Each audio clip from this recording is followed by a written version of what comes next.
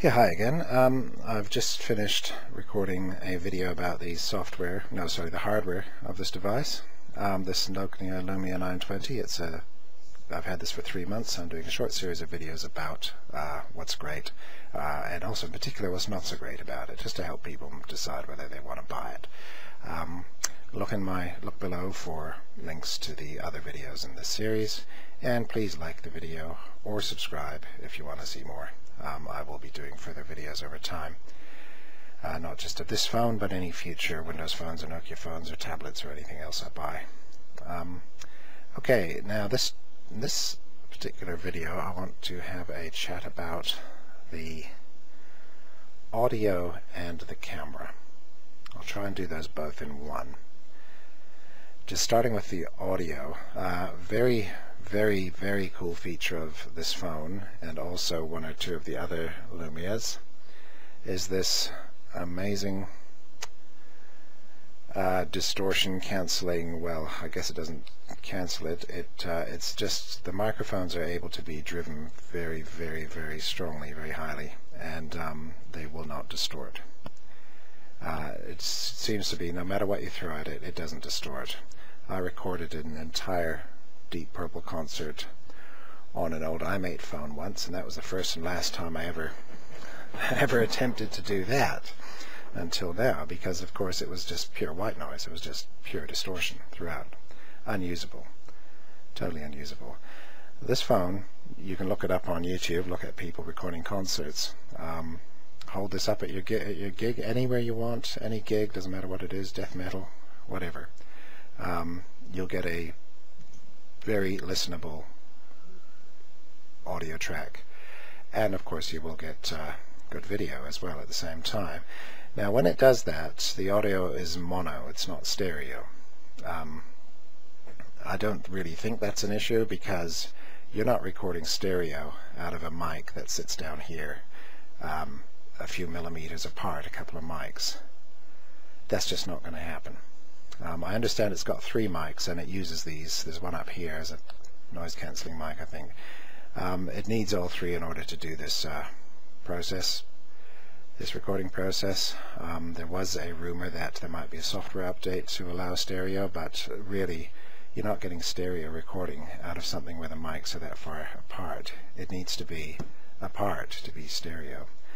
So don't really care about that. The main thing is you get a good recording. The audio, as terms of using it as a phone, is always excellent. Good connectivity, definitely better than my previous phones.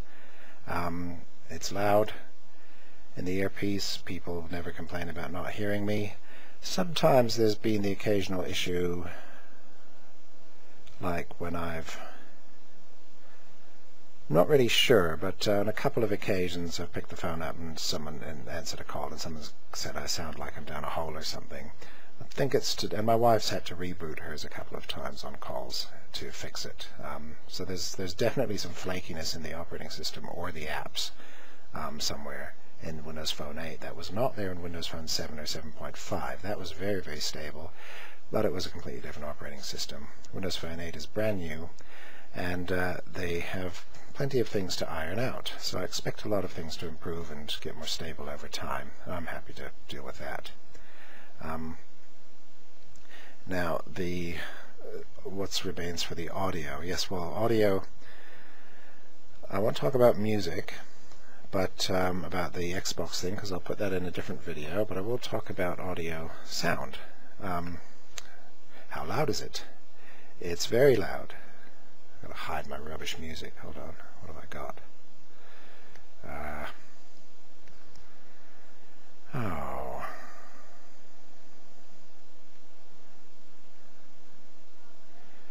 Something that's not going to be horrendous. How about something,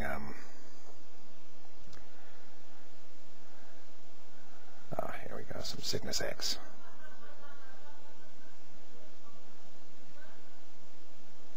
Okay, that's 50% volume.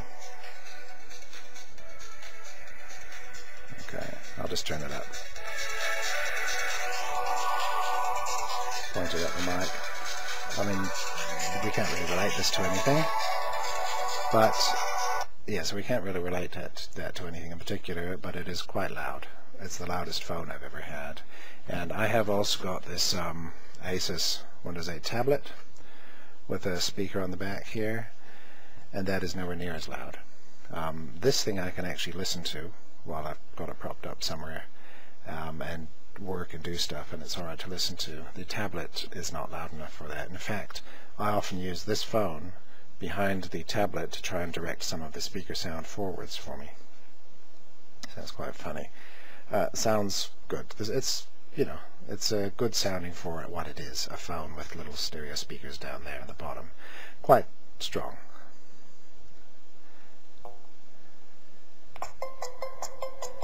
Oh, that's nothing.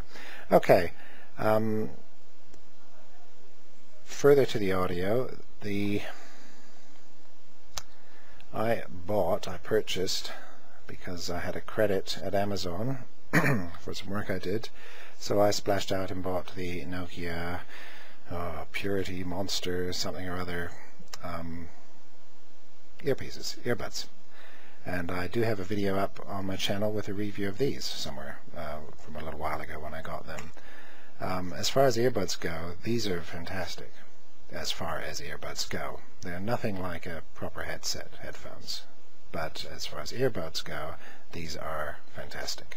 Okay. You have to make a choice when you're listening to music on the street. You can have the convenience of earbuds and put up with a bit of with less bass and, you know, less depth to the music, or you're going to wear, you know, be a hipster and wear your headset and headphones and walk around the street like that, whichever. I use these in bed mainly when I go to sleep, and that's about it. Sometimes when I'm walking around the house, you know, maybe when I'm cooking, also now and then. These have been very good. Of course, they give you all the full control. Like if you go out and buy an iPhone headset, it's not going to work. It'll work for audio, but it's not going to work for the you know, the track listings and skip tracks and the volume and all that sort of thing. It doesn't work. So you've got to get some that are compatible with your device. The original headset that came with the phone was quite a nice little headset. It was this style, small little driver on them. Nice small little thing, but definitely not as good as these. Sounded okay, but definitely not as good as these. The cable here, this anti-tangle cable, really works. You take it, you go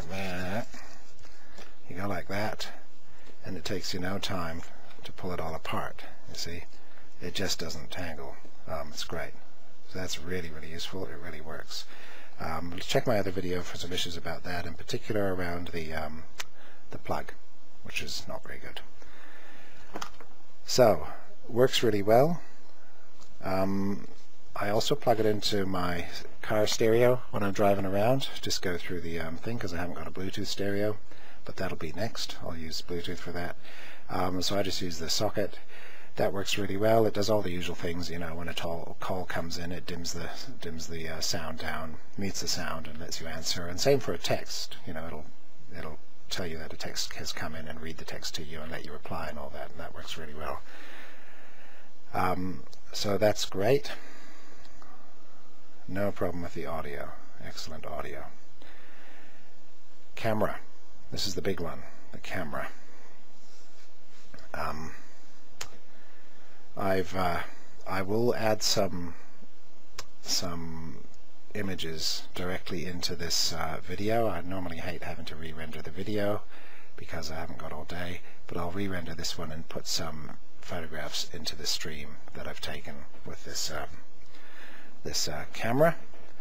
And I will probably put some in that were done with the Lumia 800 and maybe the HT2 before that, because it is interesting to see the comparison.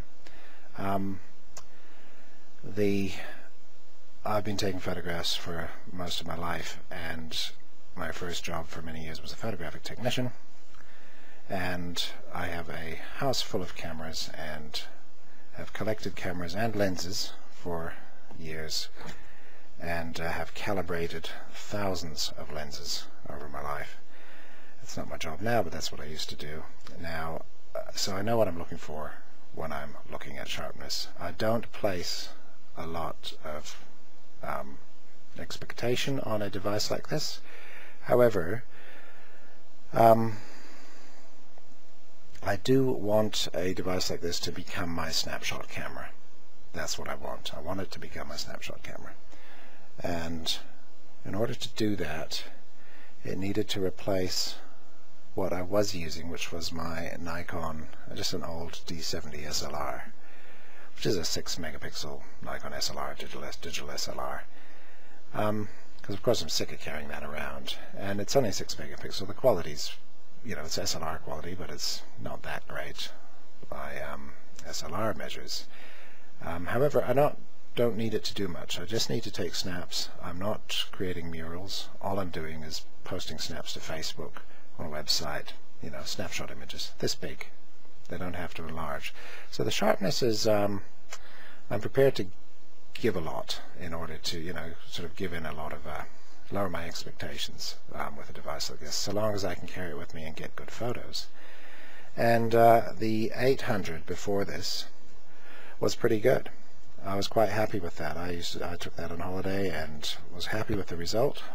So I keep doing this with the rag because it's very important when you're taking photos that you clean the glass piece that's on in front of the lens, because even a tiny touch gives you flary, foggy images, which I constantly see in reviews. Reviewers go out and do camera tests and they don't even clean the lens because they haven't got a clue, and then attempt to compare cameras.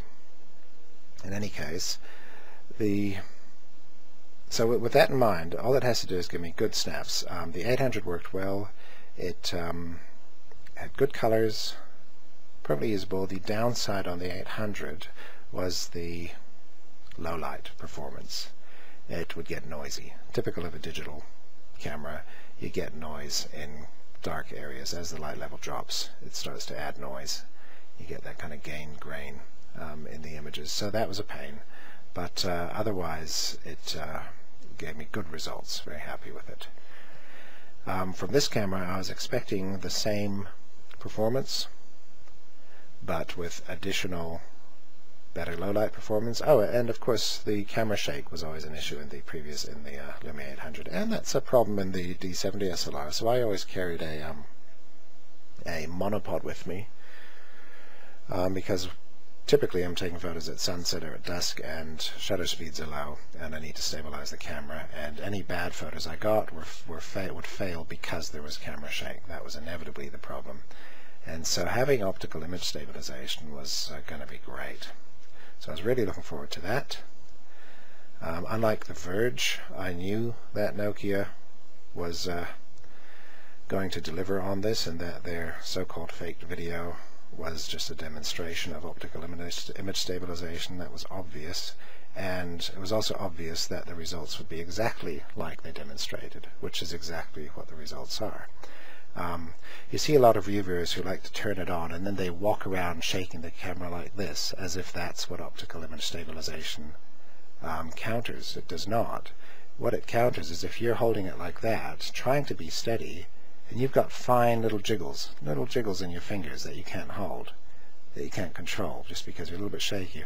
Or when you're in the car, you've got it on your bike or in a helmet like they did in the demonstration, it will take away the jitters, that sort of thing. It doesn't fix wobbling around like this. That is absolutely not what it does. So next time I see another reviewer walking down the street going, "This is now with the Nokia Lumia 920," I'll just have a fit.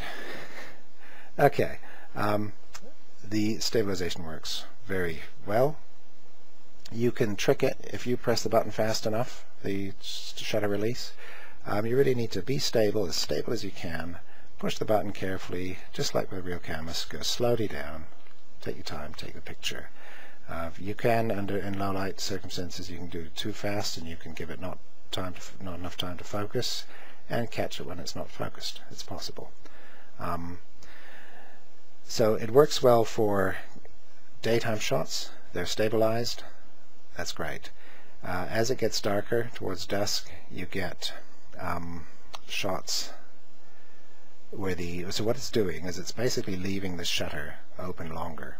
whereas typically a camera will say, you know, anything below a 30th of a second you need to stick on a tripod.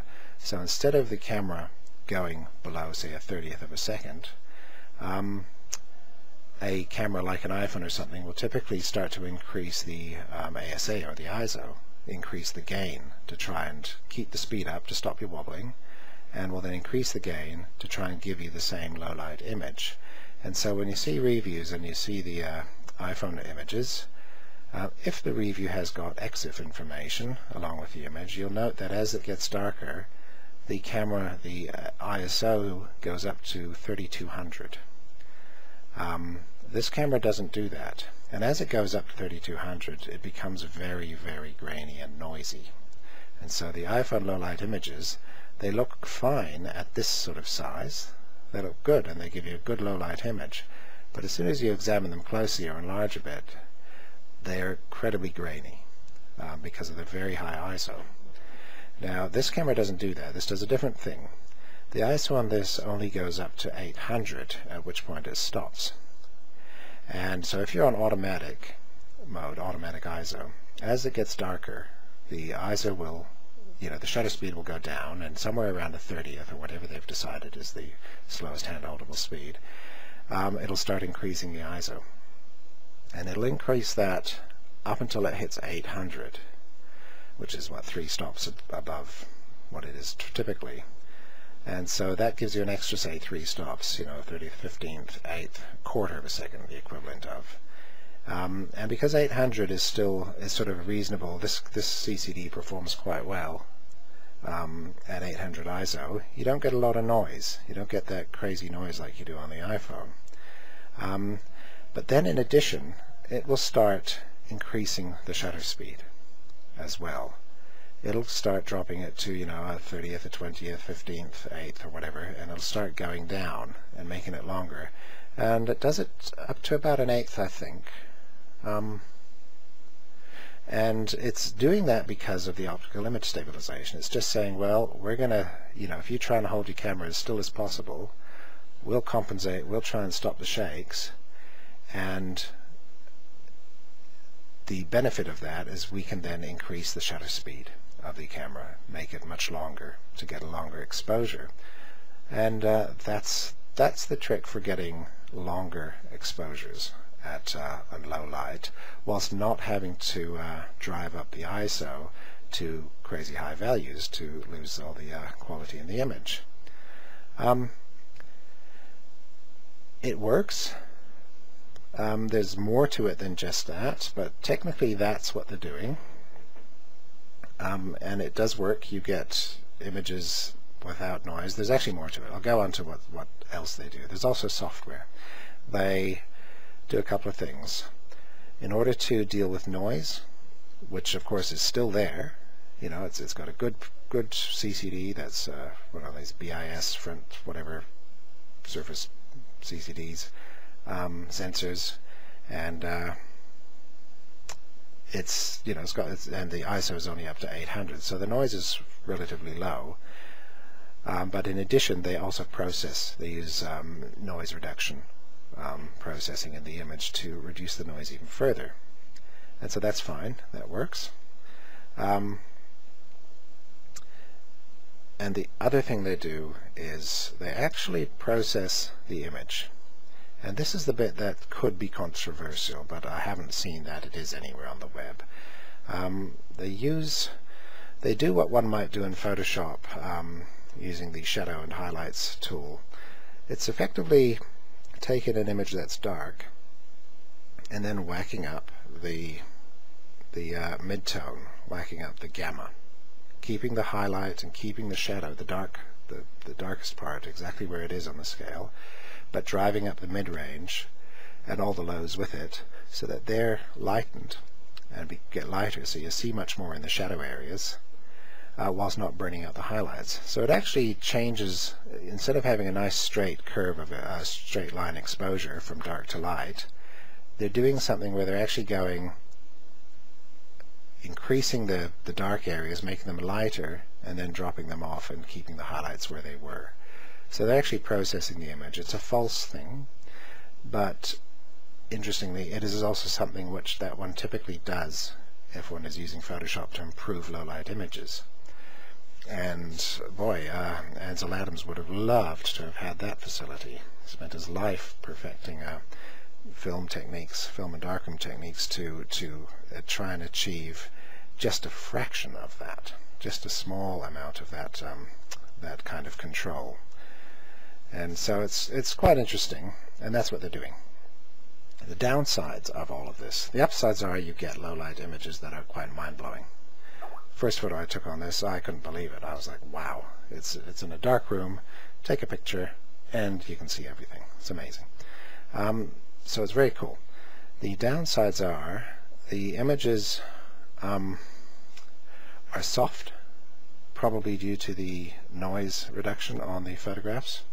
So especially daylight images. At nighttime it doesn't matter, but in daylight you're trying to take sharp photos of sharp buildings and windows and cars and what everything is quite soft.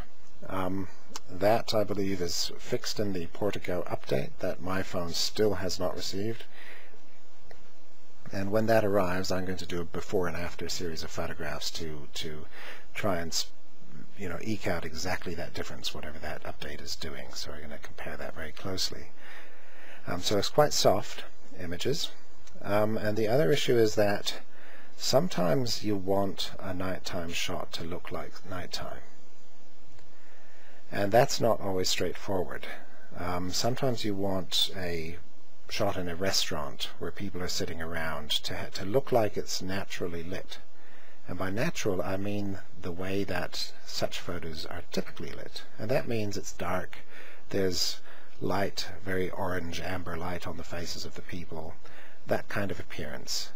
And if you do that with this camera, it will brighten everything up as much as possible. And in addition, it will also color balance it, so it neutralizes the tones. So if it's all, those are my noisy neighbors, ignore them. If it's all, instead of being all orange and amber looking, like a typical evening photograph in a restaurant or something, you get something that's quite neutral and even toned. And it may not be what you want. And as a photographer, you just, as a photographer you know what to do to counter that. But a non-photographer won't. And I guess it's a trade-off. I mean, other cameras have to use flash, and then that looks totally unnatural. That totally wrecks the image. So if you don't like flash shots, this will give you the non-flash shot. You get a much higher percentage of non-flash shots.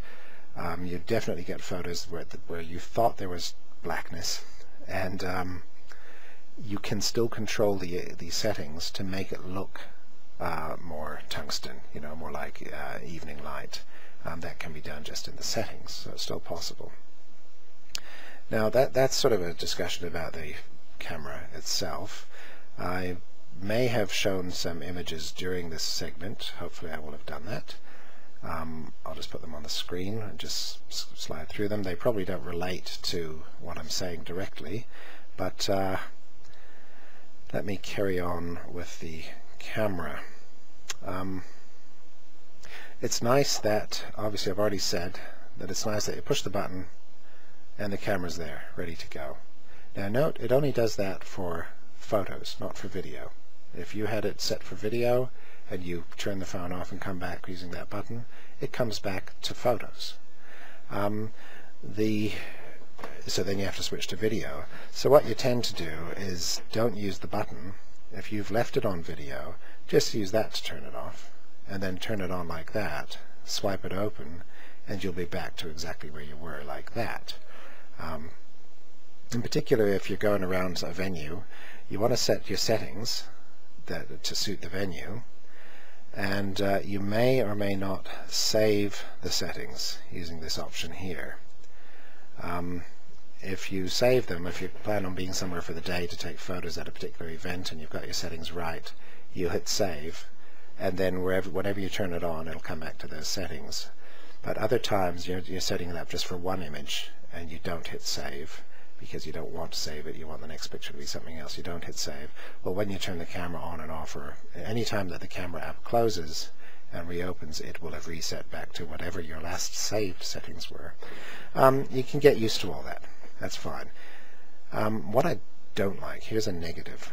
This camera app here, the built-in Windows Phone 8 camera app, I think is terrible. I think it's an afterthought. There's no design in this. There's no UI. It's just rubbish. It's got everything I need, but this system of awful here. So you go, I'm always going to take a photo, go up to settings. So there's one click, and there's another click to get into photo settings, which I hate. And then the one thing I'm always trying to do is change the exposure value. That's the one thing a real photographer is always trying to do. That's manual. You want to come in here and you want to change it, you know, a third, 2/3, a whole stop or more, up or down. And so this whole procedure is just terrible. You come in here, you look at that, and then you got to go, okay, which way is up and which way is down? So that's an extra 2/3. And then you only get this tiny little sliver here to try and judge whether that was the correct amount. On the old Windows Phone, you got much, much more.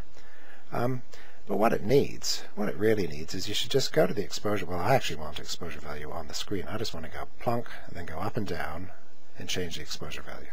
I would like them to let you pick one setting that you're going to stick on the screen with a slider, and maybe one there as well. You know, a slider that when you touch the screen and then start moving, it will then do that thing. That's what I need. Then that would save me so much aggravation. These other things, so the exposure value is a pain. I've also noticed that it is wrong. That jumping from certain settings to the other, so 1/3, 2/3, sorry, I find that there is a very, very big jump, somewhere like between 2/3 and 1. There's a massive jump. It's just not linear. It's not correct. It's not working correctly. But because I'm going by eye, I go back in and adjust it. But this whole is such a nightmare trying to do this. Up and then find your thing, back to default. And then if you want to see it full screen, you got to do that. And then you got to go back in, back over here. Terrible. So I'm not very happy with that. That doesn't affect snapshots at all, which is super quick, but it does affect anything that you want a bit more control over. There are a couple of apps in the store for giving you more control or different controls. I will look at them, but I want it to be the default Windows app. This needs a total redesign, this thing here. This is terrible. Focus assist light, yep, you want to turn that off. Aspect ratios, whatever. Now this is where you come if you're taking shots at night and you want to make the shot look more like, more natural-like, or more, you know, not perfectly color balanced, but more amber, more tungsten-looking. You can come in here and use these scenes. At night, I've done a comparison. Night takes the already over-the-top night, you know, dusk performance and sort of winds it up even a bit further. You can get a little bit more processing into it, so you get a bit more detail even in the dark areas with that. So it's worth trying out if you're taking something that's very dark. Give it a shot. Try that as well.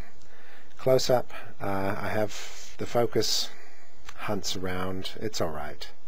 It's fine for stills, but for video the focus hunts, which is a bit irritating, but not as irritating as the way the automatic color balance goes all over the place. ISOs are relevant in a camera like this, a digital camera. It just needs to be on auto. That's all it needs to be. White balance, yeah, because auto is quite finicky, and if it's day and you're just, or anywhere, and you're just moving around, different things like a car passing by, or the road surface, or the grass, or the sky will all change the color balance very quickly. So I recommend coming in here and setting yourself a color balance. Like here I'm using daylight. You get a better result with that. It stays on daylight. And if in the evening you want your evening shots to not be quite so evenly balanced, you want them to be a bit more orange looking, come in here, try the daylight, the incandescent, just flip through them. See how that's turned this surface from this orangey look, or my hands, from this orange look here to what is actually natural skin color. That's what incandescent's doing. It's changing this, which is this orange light, into that. If I go to cloudy, it's going to go very, very yellow. Quite the opposite. So you can use these to affect the balance in your color balance in your pictures. So okay, camera, pretty great. Camera interface, not great at all. Video is basically the same. You should come in here. You must set 1080 if you want to record 1080 because it defaults to 720, which I totally understand why they do that. So you set it on that and then you go save, and then it's saved. Again, to stop it hunting around changing white balance, just set it to daylight. Keep it on that and save your settings. That works. I always turn the flash off, which is there. Just keep it off. And the other big feature, there's the front camera, which I have used, so you can see my Logitech camera. Oh, the light's on. Cool. But here are these lenses. I only use the panorama, which is really quite good. The panorama is definitely good, much better than similar apps I've seen in the market used. This works. You got to be very careful about keeping your camera absolutely level with the horizon. If you move it across the horizon a slight on an angle, it'll muck up. But it does a really good job, especially considering it takes a large chunk of each picture, so the overlap is only on the very edge, and with such a wide angle lens that's quite risky to do. But the stitching is very good. For what it is, the stitching is actually good. And it does a good job, so I'm pleased with that. And you get a big image as a result. You get a large image. It doesn't give you a reduced result like a little small version or anything. You get basically all those images stitched together and then cropped to take off the jagged edges and so on. That's very good. The Smart Shoot, I think it's a great idea, but the trouble with it is, every time you line people up to take a group shot, well, you just go to the camera and you take the shot. You don't then think, I better come in here and launch the Smart Shoot and then do it. So I never remember to do that. I just take the photos, then I take another photo. I look at the people I'm taking photos of. If someone's frowning, I say, smile and take another photo and so on. I'll just do it the traditional way. But maybe that'll work for some people. Bing Vision, I think that's, this stuff doesn't tend to work where I am very well. Work in the States where all the Nokia services are active, but down here, down under, they aren't all active, which is irritating. Cinemagraph is interesting. You're making a little animated GIF. I don't think it's a lot of use for snaps, but I do think that people will, given some time, will come up with some interesting uses for it. I've had various ideas where I might do things like follow people down the street with it and do multiple cinemagraphs and just isolate the person, or maybe jump the isolation to another person, and you could string together a whole bunch to make a sort of a movie. You could do some interesting things with that. There's a bunch of other lenses. Translator I have used. Love the concept. That's on other phones as well, that sort of thing. I mean, it's amazing, just the idea of pointing a camera at something in a foreign language and then reading what it is in English. I have not had great results with it. Yeah, I've not had, that's all Singaporean, that's not going to work. No, I haven't been that happy with the results because I've just used it to translate things that I know, like from German. And you can sort of get the gist of things, but I think it could definitely improve. Okay, there we go. Okay, let's go to the translator. This is some German up here. So I go like that. There we go. So it starts to do these things. It starts to try and read it. And it refreshes every second or two. There's a button here, tap to pause, which is always hard to get to when you're trying to hold the phone. So it seems to have stopped doing things, so I'll stop it there. It says German, if you need any help, and now I'll go to the English. If you need help, For detail, see the Pro Tools SE user guide for detailed information setting. For detailed information, performance. For performance Leistung, let's left the German in there. User guide.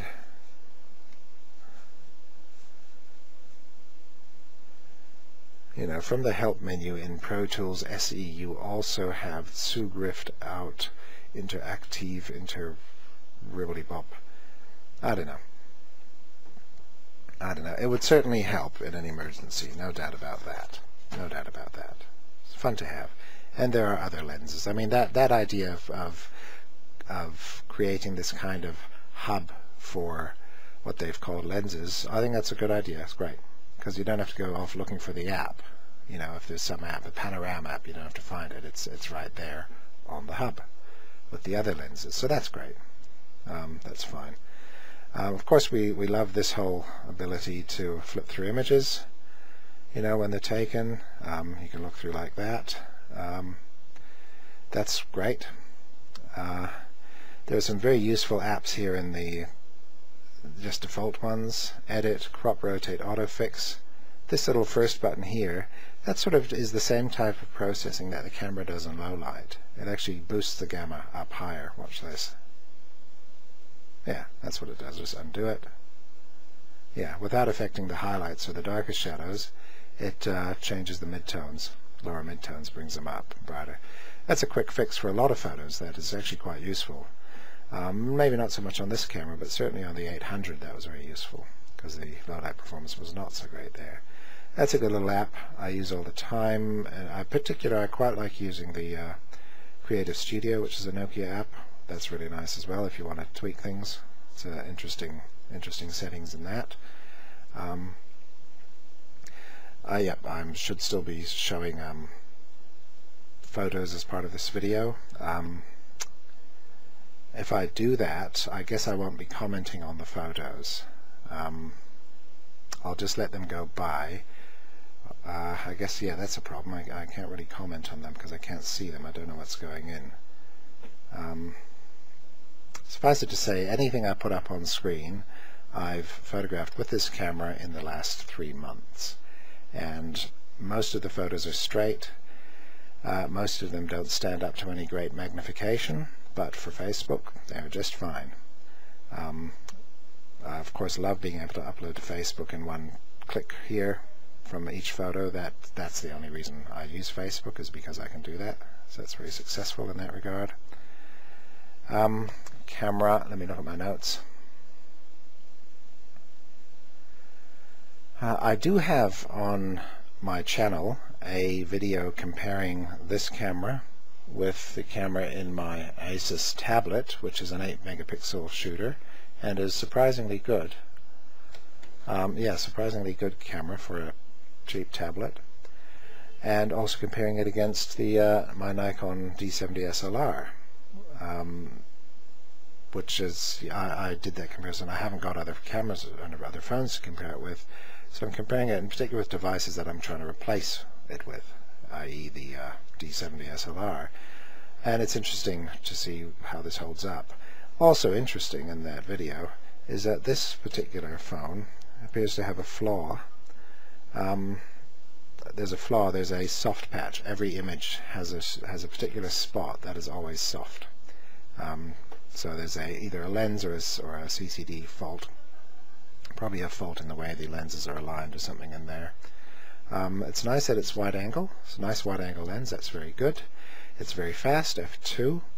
Don't be fooled by all the Carl Zeiss f2 stuff. These kinds of lenses on these sorts of cameras are not nearly as good as a lens you find on an SLR. Not even remotely as good. And so they have a lot of the flare handling is alright. It's quite decent. I mentioned that in my other video. But overall, the performance, the sharpness, the sharpness in the corners is not that great. A lot of it is made up for with processing. So they do a lot with that. And you can sort of see it in the images. They're not that great. That said, as compared with other phone cameras, this is great. That's a point that always has to be made here. This is a great camera for a phone. Okay, that's all I'm going to... Oh, one more thing about the audio. Just looking at my notes, I mentioned audio before, right? I remembered what I was going to talk about earlier. Something I was talking about here. When you're using the headset here, if you go into your settings, all the way down to the bottom, and I'll plug that in. Here in audio, with Windows Phone 8, you get this EQ, and that is really cool. I comment on that in my other video. It is really useful to have. It's great to have the EQ, especially if you have some really crummy headsets. You might be able to get yourself a little bit more bass with it like that. So that's great to have, and I use it. Thing is, it should be somewhere else. It should be available on a tile or something, but it's not. You should be able to pin EQ settings to your start screen as tiles, you know, for different songs. Or an idea that I had a while ago, I think EQ profiles should be just embedded in the metadata of the actual file so that you set it up for your own system. That would be nice. So when it's playing back this song on this device, the EQ uses a particular EQ that you've decided is great. In addition, it's got these enhancements here, the Dolby headphone surround sound thing. If you know how surround sound works, it can help some music tracks sound a bit more interesting. It can ruin others. If you find you're listening to a track, then you're wondering what happened to your bass or what happened to the vocal, or there's something's missing out of it, come in here and turn this off and it'll all of a sudden come back. On the other hand, some other tracks actually improve and give you a bit of a richer, sort of broader sound, in particular a broad sound, much more enhanced stereo effect with that. I tend to leave it off because the sound is much more pure without it. Nice to have. Audio leveling I haven't been using, but that will be useful for some people. It gives you controls the volume from track to track so that you don't get big jumps in volume, so that would be useful to use as well. Okay, that's about that. The other thing that I was disappointed about with this phone over the Lumia 800 was it doesn't have a radio, an FM radio. Now, I'm no great listener of FM radios, but if you're sitting somewhere in a hotel or somewhere and you haven't got a data connection and you haven't got something on your phone, you just want to listen to news or something else, it was really useful to have the radio on the previous phone. And it was a really nice radio. It's really easy to use, quite stylish, sounded good, worked really, really well. This phone hasn't got the radio. I don't know why, but it hasn't got it, so that's disappointing. I will talk later about Xbox Music and the cloud, including Skydrive for the photos and all that sort of thing. That'll be in a different... I'll talk about that when I talk about the operating system. I've got a lot of tips around using Xbox Music. So we'll finish this video now. 43 minutes, that's more than anyone wants to sit through. Thanks for watching. Give me a like. Look for the next video if you want to keep going on this series. And thanks for listening and watching. Okay, bye-bye.